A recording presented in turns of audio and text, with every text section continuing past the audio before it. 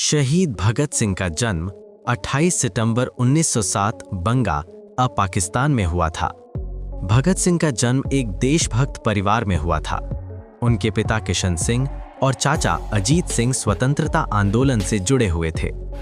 बचपन से ही उनमें देशभक्ति की भावना थी। कहा जाता है कि जब वे छोटे थे तब खेत में मिट्टी में बंदूकें उगाने की बात करते थे। 1919 में हुए जलियांवाला बाग मैसेकर ने उनके मन पर गहरा प्रभाव डाला। इस घटना ने उन्हें ब्रिटिश शासन की क्रूरता का एहसास कराया। उन्होंने केवल भाषणों तक सीमित न रहकर सक्रिय क्रांतिकारी रास्ता चुना। वे नौजवान भारत सभा और Hindustan socialist Republican association HSRA से जुड़े। 1928 में साइमन कमीशन के विरोध में लाठीचार्ज के दौरान लाला लाजपत राय घायल हुए और बाद में उनका निधन हो गया।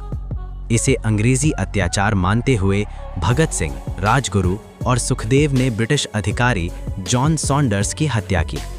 ये कदम अंग्रेजी शासन के खिलाफ सीधी क्रांतिकारी कार्रवाई थी। असेंबली बम कांड। 8 अप्रैल 1929 को भगत सिंह और बटुकेश्वर दत्त ने सेंट्रल लेजिस्लेटिव असेंबली दिल्ली में बम फेंका। ये बम जानलेवा नहीं था। उनका उद्देश्य था बहरों को सुनाने के लिए धमाका करना।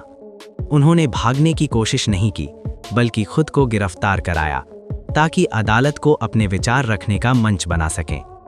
जेल में भी उन्होंने अंग्रेजों के खिलाफ लड़ाई जारी रखी। उन्होंने भारतीय कैदियों के साथ हो रहे भेदभाव के विरोध में लंबी भूख हड़ताल की। उनका ये संघर्ष दिखाता है कि वे केवल हथियारों से ही नहीं, बल्कि विचारों और साहस से भी लड़ रहे थे।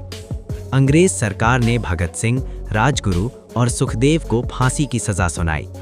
23 मार्च 1931 को तीनों को फांसी दे दी गई।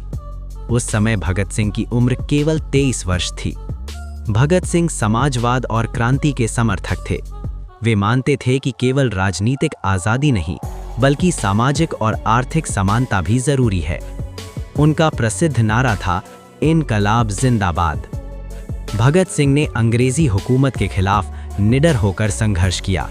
उनका जीवन केवल एक क्रांतिकारी की कहानी नहीं, बल्कि साहस, त्याग और स्वतंत्रता की प्रेरणा है।